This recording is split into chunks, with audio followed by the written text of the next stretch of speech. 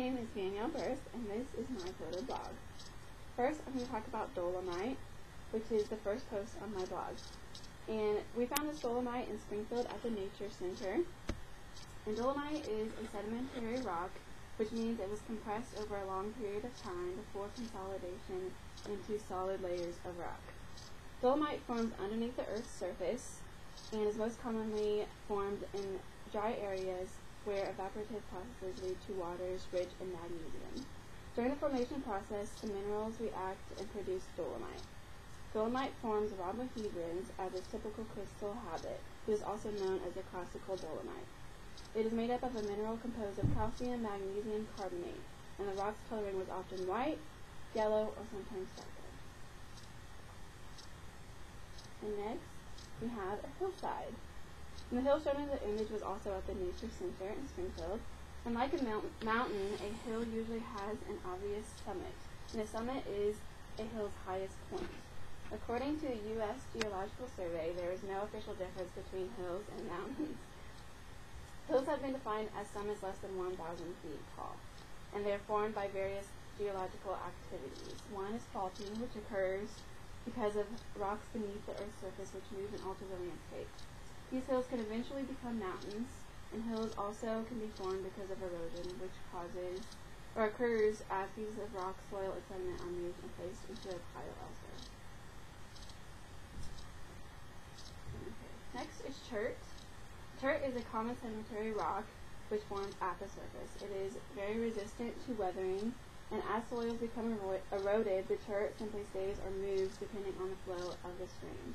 Chert most often has a white to light gray hue, but can also have various shades of red, yellow, and brown. The color varies depending on the iron oxides, organic matter, and other materials. Chert found in the Ozarks is often called flint, and in history they have been used to construct arrowheads. And this rock is also found in the Nature Center. This is the cave at Burres-Ozarks Park in Springfield. The cave is defined as an opening in the ground which goes beyond the area of light and is large enough for a human to enter.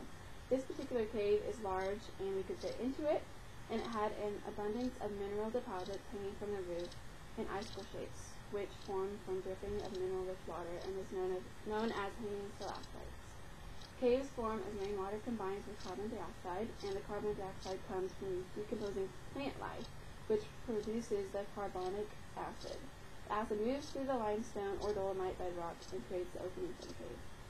And Missouri is known to have many caves. It has more than 6,300 recorded. This is a spring, a Burres-Ozarks, which comes out of the cave. It is a spring is a flow of water from the ground or from rocks. Rainwater soaks into the soil and moves down to an area beneath the Earth's surface, which is completely saturated with water, and we know that this is the zone of saturation. And at the tip of the zone of saturation is the water table, and when this intersects with the ground surface, it creates a spring. This is siltstone, and it was found at the Nature Center in Springfield, and we believe that it is siltstone because it has many layers in it. Siltstone is a sedimentary rock, and it is a type of mudstone, which means it's made of clay materials. The rock has fossils in it, and it has visible crystals, and it felt very gritty, and the grains of lithium. Next is a pile of layered limestone which came out from the hill at the Nature Center. And to get to this hill, me and my friend had to climb a very high slope, and we fell a few times. The rocks were merging from the hill and had many layers, and it looks to be limestone. As you can see in the picture, the rock is shooting out from the surface, and the area under it looks like a small cave. Limestone is a sedimentary rock and a transferring process. This is titled Rolling in the Deep. The photo is taken from the Nature Center in Springfield, and it is the bottom of a riverbed. You can see that there's multiple ripples in the bottom, which is caused from erosion, and there's different types of erosion in rivers, and they are abrasion, attrition, corrosion, and hydraulic action. You can see that the rocks are flowing in the ripples, and this is the hydraulic action, which is the process of moving rocks from the bed according to the flow of the water. And it breaks down the rocks and creates the cracks in the earth. This is back to the cave at Burres-Ozarks Park in Springfield. You can see a crack near the top of the cave. and you can see that it is limestone and dolomite, and this is their cleavage, and it has very good cleavage. And the edges were jagged, and which is called hackly. Different rocks and mineral types crack differently depending on where the weakness is.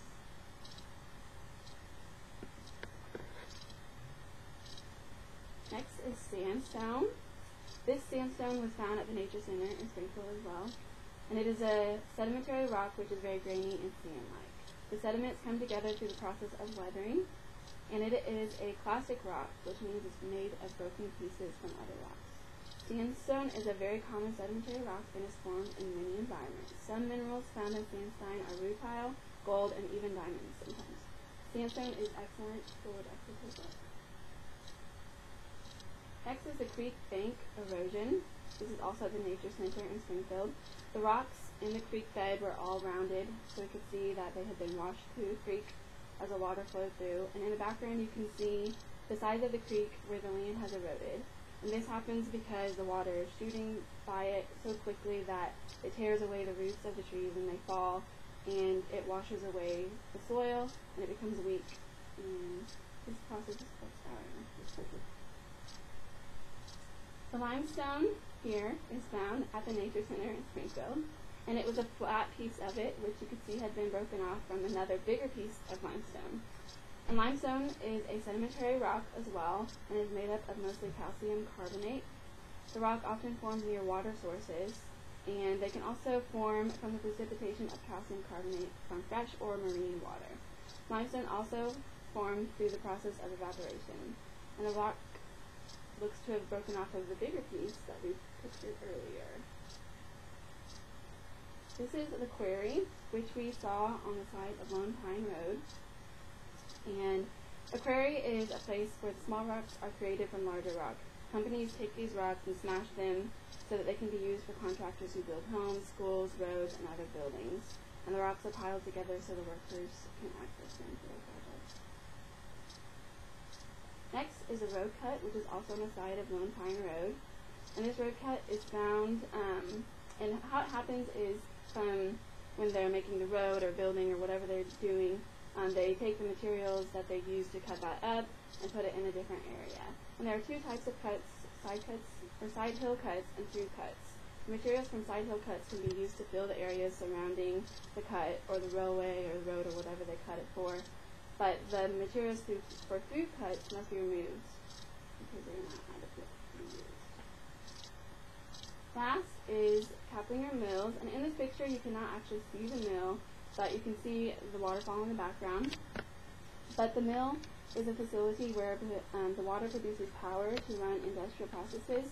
This particular mill in Kaplinger is no longer used, but the mill has been kept in a good condition so people can view it to study water mills. Water mills must be located near a water source, and this one is near Sac River, and Kaplinger is near Stockton, Missouri. And that is actually my presentation. The end.